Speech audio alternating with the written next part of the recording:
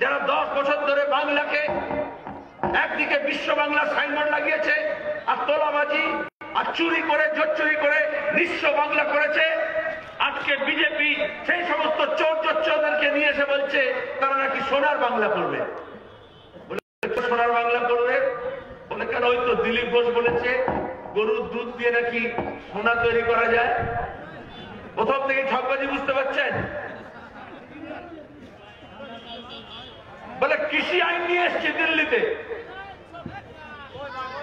কৃষকদের নাকি ভালো করার জন্য। আর মোদী, অমিত শাহ, দিলীপ ঘোষ, বিজেপির নেতারা, কিছু দালাল টেলিভিশন চ্যানেল, খবরের কাগজ, তারা রোজ বোঝাচ্ছে কৃষকের ভালোর জন্য নাকি মোদী কৃষক করছে। আচ্ছা দিন লানে वाला है। আচ্ছা বিজেপি কৃষি বোঝে, কৃষি কাজ বোঝে, কৃষকের ভালো করবে?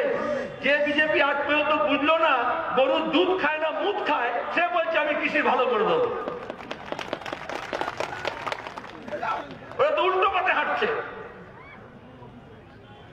এই লকডাউনের সময় আমরা দেখেছি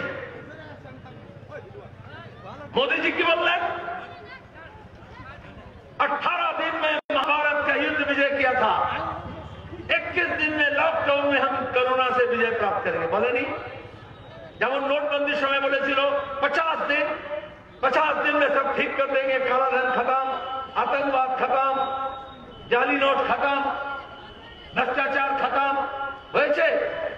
যেমন বলেছিল জিএসটি নিয়ে এসে দেশের অর্থনীতিকে চাঙ্গা করে দেবো। আজকে আমাদের দেশের অর্থনীতি মুখ থুবড়ে পড়েছে। যে সমস্ত ব্যবসায়ীরা বলতো মোদি মোদি, তাদেরকে জিজ্ঞেস করুন, বলে ধান্দা নেই চল রা হ্যায়, বাজার ঠিক নেই হ্যায়। কৃষকরা তার ফসলের দাম পাচ্ছে না, তার ফসলের দামের জন্য লড়াই করবে না। মাথার ঘাম পায়ে ফেলে যে কৃষক ফসল ফলায়, 2014 সালে 19 সালে বিজেপি বলেছিল যে কৃষকের ফসল তৈরি করতে যত খরচ হয় তার 1.5 গুণ দামের ব্যবস্থা করে দেবো। অর্থাৎ বীজের দাম, সারের দাম, মেহনতের দাম, জমির ভাড়া, কীটনাশক, ডিজেল, বিদ্যুৎ, সেচ, তার সব খরচ মিলিয়ে যা হবে তার 1.5 গুণ দাম দেবে। দিয়েছে মোদী সরকার। 2014 জেতার পরে 15 বলল কিষান কা আমদানি দুগুনা কর দেंगे, কৃষকের আয় দ্বিগুণ করে দেবো 2020 মধ্যে, 2020 মধ্যে। 2020 পার হয়ে চলে এসছে। 6 বছর ধরে দেশের কৃষক অপেক্ষা করেছে কৃষকের আয় দ্বিগুণ হবে। আর মোদী যখন বললেন দ্বিগুণ হবে, মমতা যেরকম করেন, মমতা বললেন ও তুমি বলছো দ্বিগুণ, আমি 3 গুণ করে দিলাম। খোয়াবি পোলাওতে যত খুশি ঘি ঢালেন, যত বেশি গোস্ত ঢালেন, কিন্তু তাতে তো খোয়াবে তো পোলাও তৈরি হবে না। কিন্তু মোদী মমতা মিলে দেশের মানুষকে ওই রকম মিথ্যা স্বপ্ন দেখাচ্ছে, হোর্ডিং এ, ব্যানারে, পোস্টারে। আর মানুষের কি অবস্থা? সে বিড়ি শ্রমিক হোক তার মজুরির কথা, ক্ষেত মজুর হোক তার মজুরির কথা, দিন মজুর হোক তার আমদানির কথা, যে লোকটা হকার, যে লোকটা জিনিসপত্র বিক্রি করে একটা জায়গায় দাঁড়িয়ে বসে হোক, বা একটা সাইকেল নিয়ে, মোটর সাইকেল নিয়ে, ভ্যান রিক্সা নিয়ে ঘুরে ঘুরে হোক, যারা স্কিম ওয়ার্কার আছে, সে ভিআরপি হোক, সে পঞ্চায়েতের ট্যাক্স কালেক্টর হোক, সে পার্শ্ব শিক্ষক হোক, সে কন্ট্রাকচুয়াল লেবার হোক, সে ঠিকা শ্রমিক হোক, সে মিড ডে মিলের আশার কর্মচারী হোক, কে সুখে আছে? আজকে 1 বছর করোনার সময় আমরা দেখলাম লকডাউন হলো, আনলকডাউন হলো, কিন্তু মানুষের সমস্যার সমাধান হলো না। আমরা বললাম লক আনলক 2 ব্যর্থ, মোদী মমতা অপদার্থ। আজকে দেশের মানুষ এই অপদার্থ সরকারের বিরুদ্ধে লড়াইয়ে যখন নেমেছে, প্রচন্ড ঠান্ডা, তাও আজকে একটু রোদ হয়েছে, কিন্তু এদিক দিয়ে কনকনে উত্তর হাওয়া চলছে। তার মধ্যে আপনারা সমবেত হয়েছেন, আপনাদের সালাম জানাচ্ছি, লাল সালাম জানাচ্ছি, ধন্যবাদ জানাচ্ছি। কিন্তু ভাবুন তো, দিল্লিতে গত 2 মাস ধরে আমাদের কৃষকরা প্রচন্ড ঠান্ডা, বরফ পড়ছে, -ডিগ্রি, তার মধ্যে বসে আছে, শখে বসে আছে। কৃষক তো খেতে খামারে বলদ নিয়ে, লাঙল নিয়ে, হাল নিয়ে, ট্রাক্টর নিয়ে, পাওয়ার টিলার নিয়ে চাষ করার কথা। সে কেন আজকে সিঙ্গু বর্ডারে, টিকরি বর্ডারে, দিল্লির বর্ডারের সীমানায় রাজপথে বসে আছে খোলা আকাশের নিচে? কে জবাব দেবে? কৃষকের দেশের আত্মহত্যা করেছে ঋণগ্রস্ত কৃষক। এই সোশ্যাল মিডিয়া কোনোদিন খবর দেয়নি, একটা কৃষকের আত্মহত্যার খবর দেয়নি।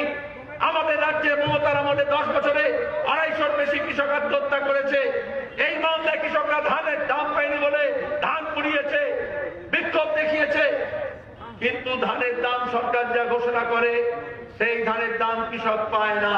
ফোর্ডের মাধ্যমে, তৃণমূলের দালালের মাধ্যমে, তাদের কুপনের মাধ্যমে তবেই তারা ধান বিক্রির কথা পায়। যেখানে তাদের 18 টাকা পাওয়ার কথা কুইন্টালে, সেখানে 1100-1200 বিক্রি করতে হয়। এই এখন সবজি উঠছে বাজারে, শহরের মানুষ কিনছে বেশি দামে, কিন্তু সে টমেটো বলুন, ফুলকপি বলুন, শাক বলুন, যে চাষ করে ফসল ফলাচ্ছে সে তার দাম পাচ্ছে না। এই লাল ঝান্ডায় যে কাস্তে আর হাতুড়ি দেখছেন, আমরা তো আমাদের জন্মলগ্ন থেকে এই লড়াই করেছি। এই সম্বলপুর, এই রতুয়া ব্লক, বিশেষত এইসব এলাকা, এরা তো সাক্ষী আছে। জওয়ান ছেলেদের জানা উচিত আমাদের বাপ দাদারা লাল ঝান্ডা ধরেছিল। লাল ঝান্ডায় কাস্তে হাতুড়ি কেন লাগিয়েছিল? হাতুড়ি হচ্ছে মেহনতি মানুষের হাতিয়ার। যদি হাতে হাতুড়ি না থাকে তাহলে তার মেহনত সে বেচতে পারে না। আর হাতুড়ি যদি মজবুত ধরে ধরে তাহলে পাহাড় কা চट्टान भी तोड़ करके हम उसको ढीला कर सकते हैं। এটা হচ্ছে হাতুড়ি। আর হাতে যদি কাস্তে না তোলে তাহলে ফসল মাঠে থাকবে, গোলায় উঠতে পারবে না। এজন্য সলিল চৌধুরী বলেছিলেন তার গানে, আইপিটি এর গানে, হে সামালো ধান হে কাস্তেতে দাও শান হে। আজকে মোদী মমতার জমানায় যদি বলে থাকে কৃষকের ঐক্যকে ভাঙা হয়েছে হিন্দু আর মুসলমানের নামে, মন্দির আর মসজিদের নামে, মতুয়ার নামে, আদিবাসীর নামে, তপশিলীর নামে, রাজবংশীর নামে, কোচের নামে, গোর্খালির নামে, তাহলে কৃষক দুর্বল হয়ে গেছে, কাস্তের শানটা বোধহয় ধোকা হয়ে গেছে। সেজন্য আজকে এই সমাবেশে শপথ নিতে হবে, কাস্তের শানটা যদি একটু ভোতা হয়ে গিয়ে থাকে কমরেড, তাহলে কাস্তেটাকে আর একটু ভালো করে শান দিয়ে মজবুত হাতে ধরতে হবে, তাতে ধানও বাঁচবে, মানও বাঁচবে, শানও বাঁচবে। আর আজকে কৃষকরা তাই করছে। 2 महीने में दिल्ली में मोदी सरकार का हालत ढीला हो गया है। বলে কিষান প্যারেড করতে পারবে না ট্র্যাক্টর নিয়ে, বলেনি? আচ্ছা, প্রজাতন্ত্র দিবস, সাধারণতন্ত্র দিবস, বাংলা বলি সাধারণতন্ত্র, হিন্দি में बोलता है गणतंत्र दिवस, रिपब्लिक डे। तो পাবলিকের ব্যাপার, সাধারণের ব্যাপার, প্রজার ব্যাপার। প্রজাতন্ত্র মানে হচ্ছে এখানে কোনো রাজা রানী থাকবে না, আমরা সবাই রাজা।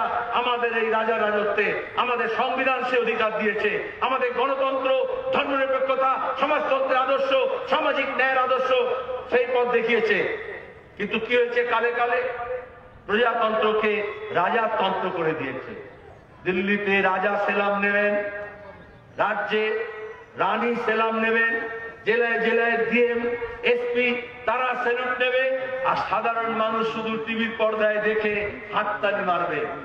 কৃষক আন্দোলন থেকে 300টা সংগঠন একসঙ্গে মিলে বলল, আমরা শুধু সেলাম চুকবো না, যে অন্নদাতা ফসল ফলায় সেলাম তারও পাবার যোগ্যতা আছে। সেও দাঁড়িয়ে সাধারণতন্ত্রে প্যারেড করবে তার ট্র্যাক্টর নিয়ে। কি বললো মোদী সরকার? যারা বিজেপির দালাল আছে, আরএসএস দালাল আছে, জিজ্ঞেস করুন। বিদেশি অতিথি আসতে পারে, ব্রাজিলের রাষ্ট্রপতি আসতে পারে আমাদের দেশের সাধারণতন্ত্র দিবসে প্যারেডে সেলামি দিতে। বাংলাদেশের সেনা এসে রাজপথে প্যারেড করতে পারে, কিন্তু আমার দেশের কৃষক তার ফাটা পা নিয়ে, ভাঙা পাজর নিয়ে সে রাস্তায় ট্র্যাক্টর নিয়ে প্যারেড করতে পারে না। আধা সেনা নামিয়ে, আরএসএস এর গুন্ডা নামিয়ে, পুলিশ নামিয়ে, সিআরপিএফ নামিয়ে, দিল্লি পুলিশ অমিত শাহ, যোগীর police Uttar Pradesh police, খাট্টারের police হরিয়ানায়, কি বললো?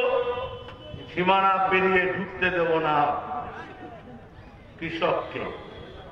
আর কি যে কৃষক শুকনো রুক্ষ মাটিতে লাঙলের ফলা দিয়ে, ট্রাক্টরের ফলা দিয়ে, মাটি চিরে, বীজ দিয়ে, সেচ করে, পশু পাখি থেকে পাহারা দিয়ে অন্ন ফলাতে পারে। अरे हम अगर मिट्टी चीर करके अनाज पैदा कर सकते हैं, तो ये जालिम हुकूमत का सीना चीर करके लोकतांत्रिक अधिकार, जनता का हक भी हम छीन के ला सकते हैं। टेलीविजन खबरें कागज विपदे पड़े गए। अरे लाल किले में झंडा चढ़ा दिया, प्रथमे बोलो लाल निशान चढ़ा दिया, फिर बोलছে শিখেদের নিশান সাইন চড়া দিয়া। কিরম মিথ্যাচার করে বলুন। এখন যে টেলিভিশন চ্যানেল দালালি করে বলছে লাল কিলা জাতীয় সৌধ, তার অপমান হয়েছে। 3 বছর আগে বিজেপি সরকার ডালমিয়াকে এই লাল কিলা 25 কোটি টাকায় নিলাম করে দিয়েছে। আমরা তার বিরোধিতা করেছিলাম পার্লামেন্টে, তখন আমি মেম্বার ছিলাম। লাল কিলা মুঘল সম্রাটের তৈরি করা। এই আরএসএস সব সময় বলেছে, যেরকম বাবরি মসজিদ দেখিয়ে বলেছে, যেরকম তাজ মিনার দেখিয়ে বলেছে, যেরকম কুতুব মিনার দেখিয়ে বলেছে, সেরকম লাল কিলা দেখিয়ে বলেছে এ হ্যায় গুলামি কা নিশানি। আর আজকে হঠাৎ আরএসএস এর দালালি করতে গিয়ে বলছে যে তো লাল কিলা কা সম্মান হো গিয়া, জাতীয় সৌধের অসম্মান হয়ে গেল, কৃষক কেন তার ঝান্ডা তুলে দিল। লাল কিলার ওপরে তেরঙ্গা ঝান্ডা ছিল। আজকাল ফটোশপ করে কেউ দেখায় না যে দেখো জাতীয় পতাকা অপমান গেছে, না, ওটা সামনে একটা দণ্ড আছে। যখন যাদের মিটিং হয় তারা সেই ঝান্ডা লাগায়। আমাদের কাছে ছবি আছে, কদিন আগে আরএসএস সেখানে মিটিং করেছে, আরএসএস নিজেদের ঝান্ডা লাগিয়েছিল, আমরা লাগিয়েছি। যখন 1992 সালে বাবরি মসজিদ ভেঙেছিল, 1993 সালে গোটা দেশের মানুষকে নিয়ে আমরা লাল কিলার ময়দানে সমাবেশ করেছিলাম। আমি নিজে ছিলাম, বক্তৃতা করেছিলাম সিপিএম এর তরফ থেকে। তখন আমরা বলেছিলাম লাল কিলে পর লাল নিশান মান রাহা হ্যায় হিন্দুস্তান, সেখানে আমরা ঝান্ডা গেড়েছিলাম।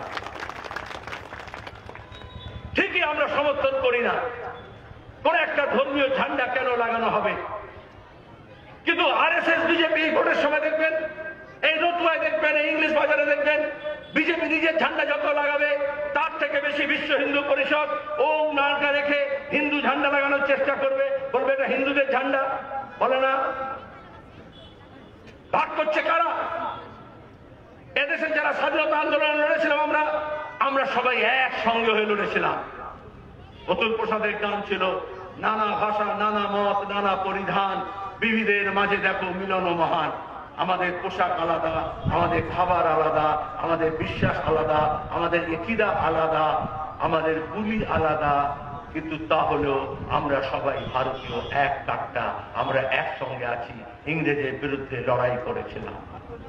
ভগৎ সিং, ক্ষুদিরাম, আশফাকুল্লাহ, চন্দ্রশেখর আজাদ, রাজের লাহিড়ী, কানাইলাল, প্রফুল্ল চাকি, এদের মধ্যে কোনো বিরোধ ছিল না। কে বিরোধ করছে? পাঞ্জাবিরা দিল্লির সবচেয়ে কাছাকাছি, গোটা দেশে 3টে কৃষি আইনের বিরুদ্ধে, অত্যাবশ্যকীয় পণ্য আইনের বিরুদ্ধে, বিদ্যুৎ বিলের বিরুদ্ধে আমরা যখন 300টা সংগঠন মিলে আমরা আন্দোলনের ডাক দিলাম, তখন ট্রেন চলছে না, লকডাউনের অবস্থা। আর ওই ফাঁকে মোদিজি বলল এটাই চালাকির সময়, বলেছিল না ভাষণে, আপদা কো অবসর মে বদলনা হ্যায়। আপদ মানে আপদ বিপদ, কোন একটা আপদ এসছে, তাহলে কি করতে হবে? এইটাকে অবসর মানে মৌকা, মৌকা পরস্তি। তার মানে কি করতে হবে? ঝোপ বুঝে কোপ মারতে হবে। দেশের মানুষকে বলা হলো নাক ঢেকে রাখো, মুখ ঢেকে রাখো, ঘরের মধ্যে থাকো, বলেনি বি হোম বি সেফ, ঘরের মধ্যে থাকবেন। আমাদের পরিযায়ী শ্রমিকরা বাইরে আটকে গেল, যারা কাজ করতে গিয়েছিল, পড়তে গিয়েছিল, যারা বেড়াতে গিয়েছিল, যারা ডাক্তার দেখাতে গিয়েছিল, যে কোনো একটা সময় আমাদের দেশে 132 কোটি লোকের মধ্যে 7 কোটি লোক ঘরের বাইরে থাকে, সফরে থাকে, হয় মুসাফির না হলে পরিযায়ী, কোথাও গিয়ে কাজ করছে। সংবিধান অনুযায়ী ভারত সরকারের দায়িত্ব এই পরিযায়ীদের ব্যাপারে, সরকার দায়িত্ব নিয়েছে। মোদী যখন ভাষণ দিয়ে বলেছে আপনা আপনা ঘর মে রहो, ব্যালকনি সে তালি বাজাও, থালি বাজাও, তাদের কথা বলেছে। আমাদের কোন কৃষকের বাড়িতে ব্যালকনি আছে? কোন মজুরের, কোন কলোনিতে, কোন গরিব মানুষের ব্যালকনি আছে? মোদীজি টেলিভিশনে যখন বক্তৃতা করছেন লকডাউন শুরু করার সময়, তার মাথায় কারা ছিল? আদানি, আম্বানি, বড় বড় লোকেরা গেটেড কমিউনিটিতে, গুরগাঁওতে, পুনাতে, হায়দ্রাবাদে, কলকাতায় যারা থাকে, গ্রাম বাংলার মানুষ, গ্রাম ভারতের মানুষ, আমাদের বস্তি, আমাদের মহল্লার কথা, আমাদের গ্রামের কথা তার মনে ছিল। তাহলে তিনি বলতেন আপনাদের দাওয়া থেকে, আপনাদের উঠোন থেকে, আপনাদের ঘরের বাইরে বেরিয়ে এসে আপনারা তালি মারবেন, তালি বাজাবেন, কিন্তু তা তো বলেনি। কি বলেছে? বলেছে ব্যালকনি থেকে থালি বাজাও। নিচে নামা ওটা মাঠে এসে ভাই করে সবাই সাহায্য করুন। তাহলে প্রথম কথা হচ্ছে দেশের সরকার করোনার সঙ্গে লড়ার দরকার ছিল গোটা দেশের মানুষকে নিয়ে। ওরা বলল করোনা জিহাদ, ওরা বলল নিজামুদ্দিন, ওরা বলল তাবলিগ জামাত, হিন্দু মুসলমানে ভাগ করার চেষ্টা করেনি। এই টেলিভিশনের দালালরা আজকে যারা জাতীয় সৌধের কথা বলছে, জাতীয় পতাকা আহ্বানের কথা বলছে, সেই টেলিভিশনের দালালরা বলেছিল করোনা জিহাদ। করোনার বিরুদ্ধে লড়ার বদলে হিন্দু মুসলমানে লড়াতে চেয়েছিল। আমাদের এই বাংলার বুকে চাপদানিতে করোনার সময় দাঙ্গা হয়েছিল হুগলিতে, আমরা বলেছিলাম সবাইকে এক করো। লকডাউনের সময় পরিযায়ী শ্রমিকদের ঘরে ফেরা, ওরা ট্রেন চালায়নি দিল্লির সরকার, রাজ্য সরকার বাস চালায়নি। যারা কষ্ট করে কোন ক্রমে রাজ্যের সীমানায় এসছে, জেলার সীমানায় এসছে, পুলিশ দিয়ে ব্যারিকেড করে লাঠি চালিয়ে বলা হয়েছে না ঘরে ঢুকবে না। সরকারের ব্যবস্থা ছিল কোয়ারেন্টাইন করা, সরকারের ব্যবস্থা করার কথা ছিল ভেন্টিলেটর দেওয়া, হাসপাতাল দেওয়া, বেড দেওয়া, ইনজেকশন দেওয়া, ভ্যাকসিন দেওয়া। করেছে? মোদী বললেন লক্ষ্মণ রেখা, আপনা আপনা ঘর में रहो। ওরা তো সব কথা নিয়ে আসে, রামায়ণের কথা নিয়ে এলো। লক্ষ্মণ রেখা কেন? সেই রাবণ যাতে সীতাকে হরণ করে না নিয়ে যায়, ওই জন্য লক্ষ্মণ রেখা বলে না রামায়ণে। মোদী বললেন লক্ষ্মণ রেখা টেলিভিশনে। আর খবরের কাগজ দেখলাম মমতা ব্যানার্জি কলকাতার রাস্তায় নেমে গোল গোল করে দাগ কেটে দিচ্ছেন। দেখেছিলেন গোল দাগ করে? আচ্ছা, এটা মুখ্যমন্ত্রীর কাজ? এটা তো সিভিক ভলেন্টিয়ারকে হাতে একটা চক দিলে গোল গোল করে কেটে দিতে হতো, হাঁটতে হতো। বাচ্চারাও একে এরকম করে কেন মুখ্যমন্ত্রী করলেন? আমাদের ছোটবেলায় আমরা ডাক্তারের কাছে যেতাম, আমাদের এখনো গ্রামে এরকম আছে, এখন তো ওষুধ দোকানে গিয়ে ওষুধ কিনে নেয় লোকে কোম্পানির, কিন্তু আগে কি ছিল ডাক্তারের পাশে একটা কম্পাউন্ডার থাকতো, পর্দা থাকতো মাঝখানে। ডাক্তারকে আপনি দেখালেন, ও প্রেসক্রিপশন লিখে দিল, তারপরে কম্পাউন্ডারের কাছে গেলেন, ও মিক্সার বানিয়ে দিল বা পুরিয়া বানিয়ে দিল বা বোতলে দাগ কেটে দিল, বললো এটা সকালে খাবে, এটা দুপুরে খাবে, এটা বিকেলে খাবে। একজন ডাক্তার, একজন কম্পাউন্ডার, একজন প্রেসক্রিপশন করে দিল আর একজন ওষুধ বানিয়ে দিল। তাহলে মোদিজি ডাক্তার, উনি বললেন লক্ষ্মণ রেখা। মমতা ব্যানার্জি কম্পাউন্ডার, গোল গোল দাগ করে কেটে দিলেন লক্ষ্মণ রেখা কাকে বলে। যারা বলছে তৃণমূল আর বিজেপির মধ্যে ঝামেলা, কিসের ঝামেলা? হে, পরিযায়ী শ্রমিকদের সঙ্গে বিজেপি যেরকম সুলুক করেছে, তৃণমূলও সেরকম সুলুক করেছে। বলেছে করোনা এক্সপ্রেস। এই লাল ঝান্ডা যেখানে যা শক্তি ছিল তাই নিয়ে সুরাতে হোক, রাজকোটে হোক, কেরালায় হোক, কাশ্মীরে হোক, মুম্বাইতে হোক, আপনার গ্রামে হোক, পাড়ায় হোক, আমরা দাঁড়িয়ে সিআইটি হোক, কৃষক সভা হোক, যুব ফেডারেশন হোক, তারা লড়েছে মানুষের পাশে। মানুষ দাঁড়িয়েছে। এই করোনার সময় যেরকম লোকের রোগ হলে এক্সরে রিপোর্ট করতে হয়, বুকে কিছু জমেছে কিনা, এরকম গোটা বিশ্বে করোনার সময় এক্সরে রিপোর্ট আমরা পেয়েছি। তাতে মমতা যদি বিশ্ব বাংলা বলুক, মোদী যখন আচ্ছে দিন বলুক, ট্রাম্প যতই বলুক পৃথিবীটাকে আমি ভালো করে দিচ্ছি, আসলে ওই ভাঙা চোরার চেহারাটা, কঙ্কালসার চেহারাটা লোকের সামনে চলে এসছে। বিশ্বের পুঁজিবাদ কিরকম মুনাফার জন্য কাজ করে আর মানুষকে মারে, সেটা শুধু পরিযায়ী শ্রমিকরা দেখেনি, কৃষকরাও দেখেছে। কর্ণাটকের কৃষক মাঠের থেকে আঙুর তুলে গিয়ে রাস্তায় ফেলে দিয়েছে, আলিপুরদুয়ারের কৃষক উচ্ছে তুলে নিয়ে গিয়ে মাঠে ফেলে দিয়েছে, মাঠ থেকে রাস্তায় নিয়ে গিয়ে ফেলে দিয়েছে। আন্ধ্রপ্রদেশের কৃষক টমেটো তুলে ফেলে দিয়েছে রাস্তায়, কারণ দাম পায়নি, সরকার তার পাশে দাঁড়ায়নি। তবেই তো কৃষক, মহারাষ্ট্রের কৃষক যখন দুধ ফেলে দিয়েছে রাস্তায়, তারা দাম পায়নি, তখন তারা বলেছে নিজের হক নিজে লড়াই করে আদায় করতে হবে। মনে রাখবেন, বামপন্থীরা এই কথাই বলে, হক চাইলে পাওয়া যায় না, হক লড়ে নিতে হয়। আমাদের রাজ্যে আমরা তেভাগা আন্দোলনে দেখেছি, তবে অপারেশন বর্গা হয়েছে, কৃষকরা লাল ঝান্ডা নিয়ে বলেছে, ছোট্টার জমিদারের বিরুদ্ধে লড়েছে, লেটেলের বিরুদ্ধে লড়েছে, পুলিশের বিরুদ্ধে লড়েছে, সরকারের বিরুদ্ধে লড়েছে, বলেছে লাঙল যার জমি তার। তারপরে বামফ্রন্ট সরকার এসছে, তারপর ছোট্টার জমিদারদের হাত থেকে জমি নিয়ে গরিব কৃষক ভূমিহীন মানুষের কাছে জমি দেওয়া হয়েছে। এমনি এমনি তো হয়নি, হক চাইতে হলে হক লাগে, হক হচ্ছে সংগঠন।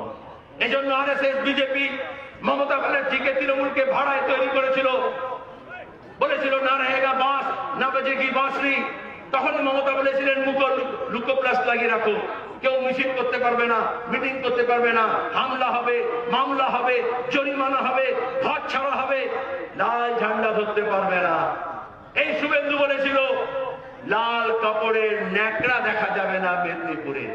আজকে সেই শুভেন্দু ওই মমতার মুখ লাগানো তৃণমূলের ঝান্ডাকে ন্যাকড়া করে নিজের পেছন দিচ্ছে। পুরনো নারদা সারদা টাকা যা খেয়েছে তার থেকে সেই দাগ মুছবার চেষ্টা করছে। আর সে বলেছিল লাল কাপড়ের ন্যাকড়া দেখা যাবে না। এই সৌগত রায় এখনো তৃণমূলে আছে, কবে বিজেপি যাবে কোনো ঠিক নেই। বলেছিল বুকে পোস্টার লাগিয়ে করতে হবে, আমি কিষাণ সভা করি না, আমি ডিওএফআই করি না, আমি সিপিআইএম করি না। তখন কিষাণজি সেই বন্দুক নিয়ে রেখেছিল না, খুন করছিল না সালকু সোরেনদেরকে। আমরা বলি লাল ঝান্ডা কোনো চিট ফান্ডের টাকায় কেনা কাপড়ের টুকরো না। হাজারো কৃষক, হাজারো শ্রমিক, যুব, ছাত্র, মহিলা, তাদের নিজেদের শিক্ষক, অধ্যাপক, কর্মচারী, দোকানদার, দোকান কর্মচারী নিজের হক আদায়ের জন্য, লড়াইয়ের জন্য নিজের কলজে দিয়ে রক্ত বার করে এই ঝান্ডাকে লাল করেছে। এটাকে হিটলার বুঝতে পারেনি, মমতা মোদী কোন ছাড়। এরা তো আসল হিটলারও নয়, নকল হিটলারের নাতি পুতি। হিটলারও বলেছিল লাল ঝান্ডা থাকবে না। যদি অন্যায় থাকে, ন্যায়ের জন্য যখন লড়বে, সে দলিত লড়ুক, আদিবাসী লড়ুক, সংখ্যালঘু লড়ুক, প্রতিবন্ধী লড়ুক, মহিলারা সমান অধিকারের জন্য লড়বে, স্কিম ওয়ার্কার, কন্ট্রাক্ট ওয়ার্কাররা নিজেদের কাজের জন্য, প্রভিডেন্ট ফান্ডের জন্য, পেনশনের জন্য লড়বে, শিক্ষক কর্মচারীরা যখন ডিএর জন্য লড়বে, মাইনের জন্য লড়বে, বেকার জীবনে যখন কাজের জন্য লড়বে, কল কারখানা করার জন্য যখন লড়াই হবে, সেই লড়াইটা হকের লড়াই। আর সেই হকের লড়াই লড়ার জন্য অন্য কোন ঝান্ডা কাজ করে না। দুনিয়া জুড়ে লাল ঝান্ডা আর কাস্তে হাতুড়ির মেহনতি মানুষ, শ্রমিক আর কৃষকের ঐক্যই লড়াই করতে পারে। ওরা মনে করেছিল লাল ঝান্ডাকে শেষ করে দেবো, তাহলে বিজেপি আরএসএস তার উপরে চলে আসবে। পরিষ্কার বুঝে নিন, তৃণমূল আলাদা কোনো দল ছিল না। আরএসএস বলেছিল মমতাকে দুর্গা, আর বলেছিলেন সিপিএম হচ্ছে অসুর। দুর্গা যেরকম ওই যে দুর্গা পূজায় দেখেন অসুরকে বধ করে, ওই রকম তখন সিপিএম বলতো না। এখন যেমন কৃষকদেরকে খালিস্তানি বলছে, জেএনইউ ছাত্ররা যখন লড়াই করছে ওদেরকে টুকরে টুকরে গ্যাং বলছে, অমনি 10 বছর আগে সিপিএম কে হারমাত বলতো। এই দালাল খবরের কাগজ, টেলিভিশন গুলো কোনদিন ডিএফআই বলেনি, সিপিআইএম বলেনি, বলেছে হারমাত।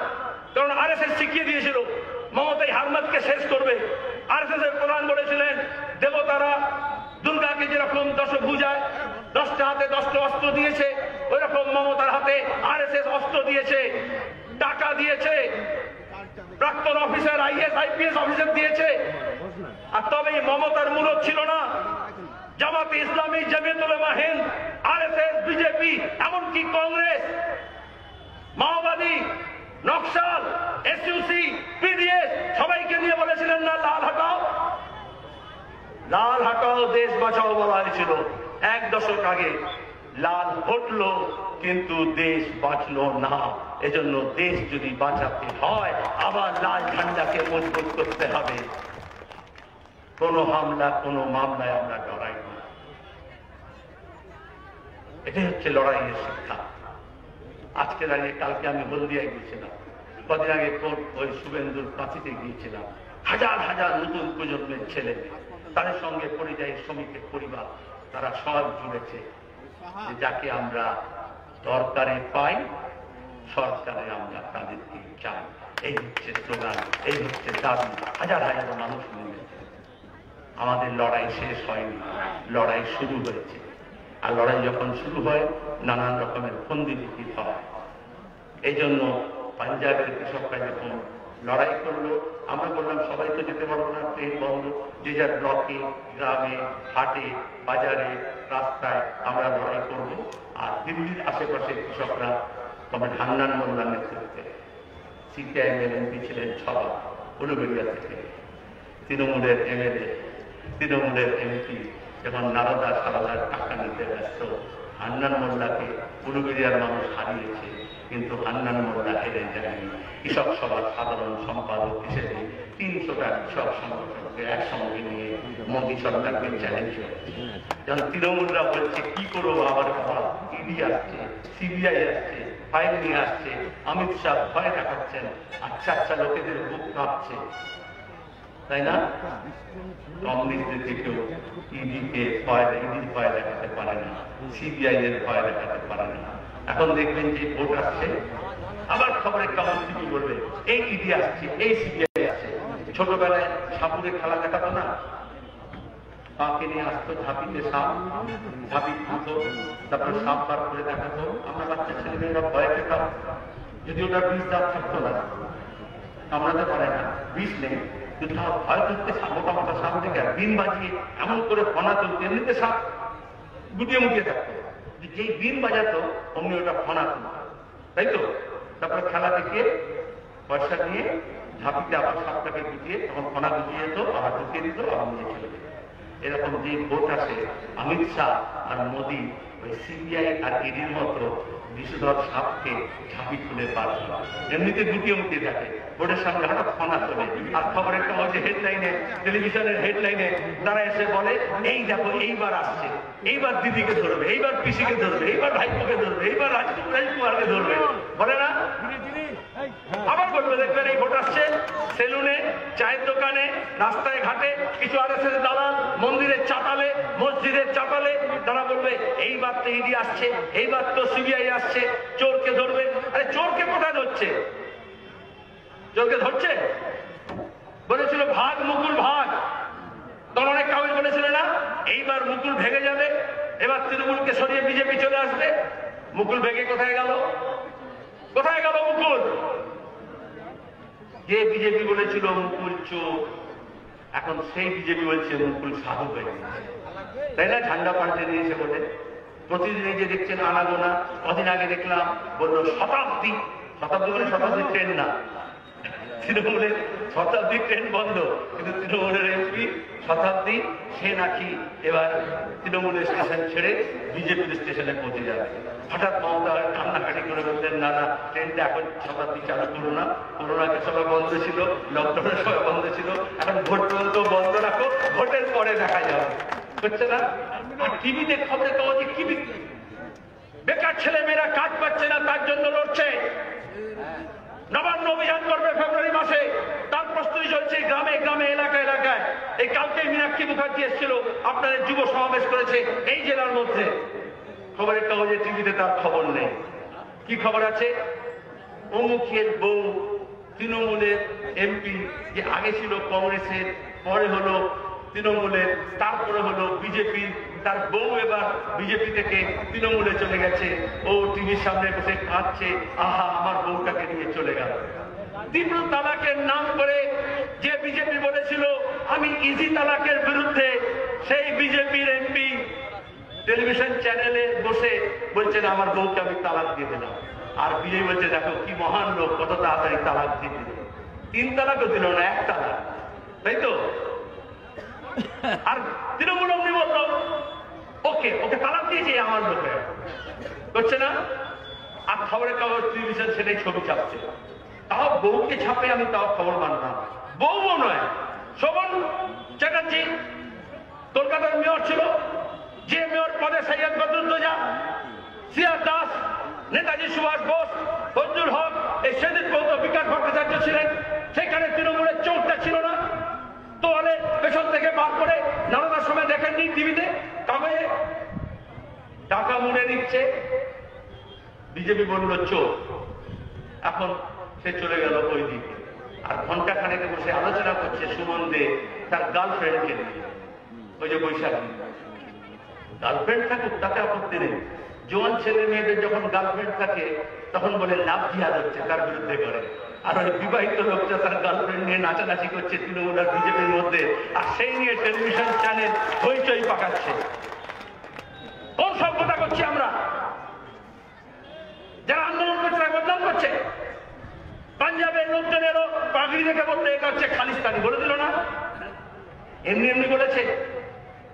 ওই শিখ ধর্মের নিশান সাহিত্যে দেখে বলে দিল খালিস্তানি ঝান্ডা। এইভাবে মাদ্রাসার লোকেরা হযরত মোহাম্মদের জন্মদিনে চারতলা ঝান্ডা নিয়ে মিছিল করেছেন নবী দিবসে।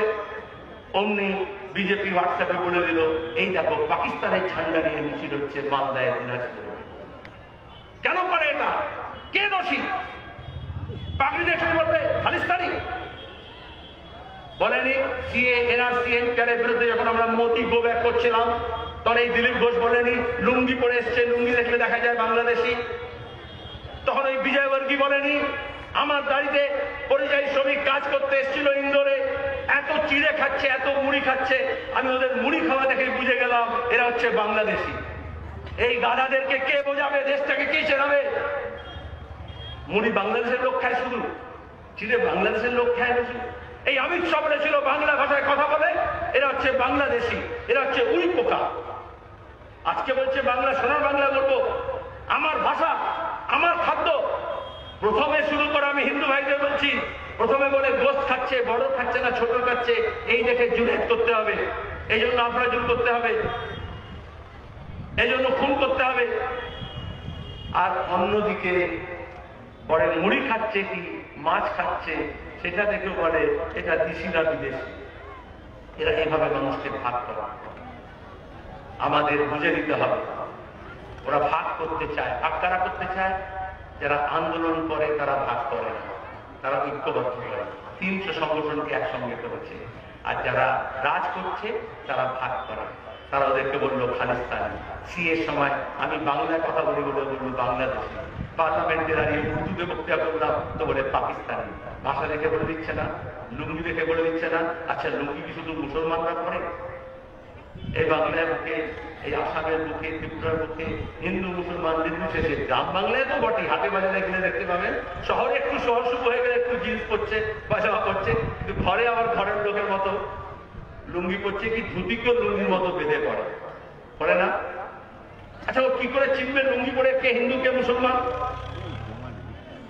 তখন যদি লুঙ্গি তুলে বলতো না বোঝা যেত, যেমন দাঙ্গার সময়। কিন্তু এই দিলীপ ঘোষ লুঙ্গি দেখে হিন্দু মুসলমান চিনছে, আর সাধারণতন্ত্র দিবসে যখন ঝান্ডা তুলছে তখন জাতীয় পতাকা সোজা না উল্টো সেটা চিনতে পারছে না। গাধাটাকে কে বোঝাবে যে গেরুয়াটা উপরে থাকে, সবুজটা নিচে থাকে, সে উল্টো ঝান্ডা লাগিয়ে দিয়েছে। যে জাতীয় পতাকা ঠিক মতো চিনতে পারলো না, সে জাতির লোককে বুঝতে পারবে, দেশের লোককে বুঝতে পারবে, 132টা লোককে দেখে বুঝতে পারবে। পাগড়ি দেখে চেনা যায় না, লুঙ্গি দেখে চেনা যায় না। তাহলে পাগড়ি দেখে আমরা যেমন পাঞ্জাবি শিখকে বুঝছি যে নিজের হকের জন্য মারদানগি দেখাচ্ছে, ট্রাক্টর নিয়ে পুলিশের জল কামানের বিরুদ্ধে দাঁড়িয়ে লড়ে গেছে, আবার মোদিকেও দেখছি পাগড়ি পরে নিয়েছে। ভোটের সময়, ঝান্ডা তোলার সময় পাগড়ি পরলে সাহসী হয় না। পাগড়ি পরে সর্দারজি সরকারের বিরুদ্ধে লড়তেও পারে, আর মোদি পাগড়ি পরে ট্রাম্পের কি চামচাও হতে পারে। সুতরাং পাগড়ি পরে লোক চেনা যায় না। দেখতে হয় তার আদর্শ কি, তার লক্ষ্য কি, তার কর্মসূচি কি। কিন্তু ওরা ভাগ করছি, ওরা এইভাবেই ভাগ করে যাতে মানুষ টুকরো টুকরো হয়ে যায়। এই পশ্চিমবঙ্গে বিধানসভা নির্বাচন, এই সময় ওরা ভাগ করার চেষ্টা করছে। মতুয়াদের নামে ভাগ করেছে, আদিবাসীদের নামে ভাগ করছে, মুসলমানদের ভাগ করছে, গোর্খালির নামে ভাগ করেছে, রাজবংশীর নামে ভাগ করছে। লাল ঝান্ডা মানে শুধু শ্রমিক আর কৃষক না, জাত পাত ধর্ম বর্ণ ভাষা নির্বিশেষে সবাইকে এক রাখা। আমরা বলেছি এই বাংলাকে বাঁচাতে হবে। এই বাংলাকে বাঁচাতে হলে এই বাংলার মানুষের ঐক্যকে বাঁচাতে হবে। এই মানুষের ঐক্যকে বাঁচাতে হলে সব মানুষকে ঐক্যবদ্ধ করতে হবে। 9 দলের বামফ্রন্ট ছিল, আজকে আমরা 16টা দল বামপন্থী সহযোগী দল মিলে রয়েছে। তারপরে আমরা কংগ্রেস করেছি, এসব আমরা একসঙ্গে থাকি। আব্বাস সিদ্দিকী ওই যে ইন্ডিয়ান সেকুলার ফ্রন্ট করেছে, আমরা বলেছি তোমরাও এসো। যারাই বিজেপির কাছে নিজের মগজ জমা দেবে না, যারা ঘৃণার বিরুদ্ধে লড়বে, ঐক্যের জন্য লড়বে, যারা সিদ্ধান্তাকে সোজা রাখবে, যারা তৃণমূলের হামলা মামলার কাছে নথি স্বীকার করবে না, তাদের সবাইকে নিয়ে আমরা একটা মহাজোট করে আমরা লড়াই লড়বো, এই বাংলাকে রক্ষা করবো। এই রুদ্ধতে আমরা কংগ্রেসকে সমর্থন করেছিলাম, তাই তো? তারপর সে রক্ষা কোথায় গেল? হ্যাঁ, কে করো ভেঙে পড়ে চলে গেছে। আমি তাকে দোষ দিই না। এমন একটা আবহাওয়া করেছে, আমাদের লোকও গেছে, তো কেন যায়? মমতা ব্যানার্জি মুকুল রায় মিলে দোকান খুলেছিলেন, যেরকম হাঁস মুরগি গরু ছাগল ভেড়া গাধা বিক্রি হয় হাটে, যেরকম শাক সবজি মূল্য বিক্রি হয়, সেরকম প্রধান উপপ্রধান এমএলএ এমপি মন্ত্রী কেনা বেচা হচ্ছে। দেখি বিজেপি বলছে যোগদান মেলা হচ্ছে, আমরা বলছি মানুষের সমাবেশ হচ্ছে, কৃষকের সমাবেশ হচ্ছে, ট্রাক্টর মিছিল হচ্ছে, আর ওরা বলছে যোগদান মেলা হচ্ছে। আচ্ছা মেলায় কি হয়? কেনা বেচাই তো হয়।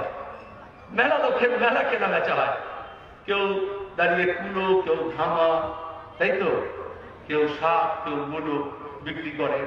আজকে তৃণমূলের মমতা আর মুকুল রায় একসঙ্গে মিলে এই দোকান বাজারের মেলা লাগিয়েছিল, কেনা বেচা করছিল।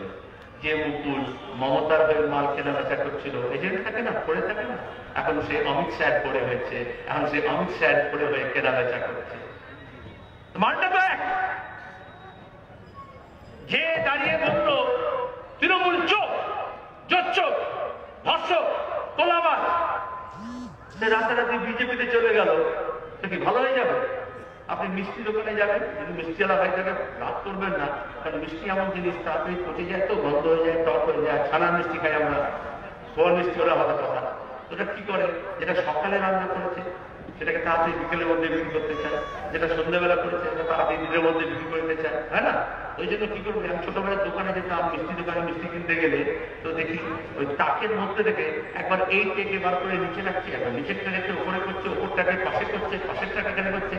তাহলে মালটা আমাকে দাও, তুমি ট্রেটা এদিক করছো কেন? বলে না রে ভাই, এখন তাজা মিষ্টি আসবে, তো পুরোনো মিষ্টিটাকে এমন ভাবে রাখতে হবে যাতে যে কিনতে আসছে তার চোখের সামনে থাকে, যাতে বাসি মালটা আগে বিক্রি হয়ে যায়। এই যে বিজেপি থেকে তৃণমূলে যাচ্ছে, তৃণমূল থেকে বিজেপি যাচ্ছে না, এগুলো আসলে বাসি মাল, এই টাক থেকে ওই টাকে যাচ্ছে, ওই টাকে এই টাকে যাচ্ছে। দোকানটা টাকটা আলাদা, মালটা একই গুদাম থেকে আসছে। শুভেন্দু বলো, শোভেন বলো, মুকুল বলো, অর্জুন বলো, সবই কালীঘাটের গুদামের মাল। কখনো অমিত শাহের শোরুমে দাঁড়াচ্ছে, আর কখনো মমতার শোরুমে দাঁড়াচ্ছে, তাই তো? এর জন্য যদি লড়তে হয় তাহলে শোরুম দেখে কি হবে, গোটা গুদামটাকে তুলে দিতে হবে, যাতে পচা মাল বাজারে আর না আসে। হবে তো লড়াই? হবে লড়াই?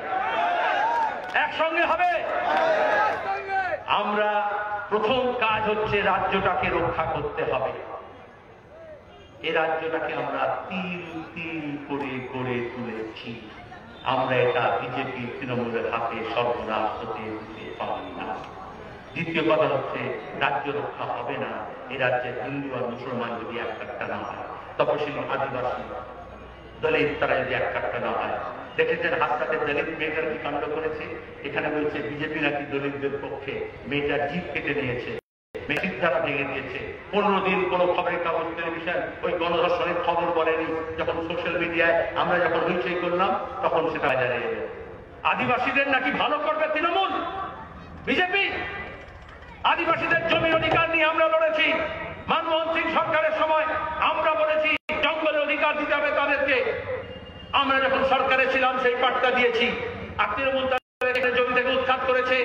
আর ঝাড়খণ্ডে বিজেপি সরকার ছিল, বিজেপি এখন বলছে সোনার বাংলা করবে। তাহলে ঝাড়খণ্ডের আদিবাসী মানুষ কেন লাথি মেরে বিজেপিকে তাড়িয়ে দিল গত বিধানসভা নির্বাচনে?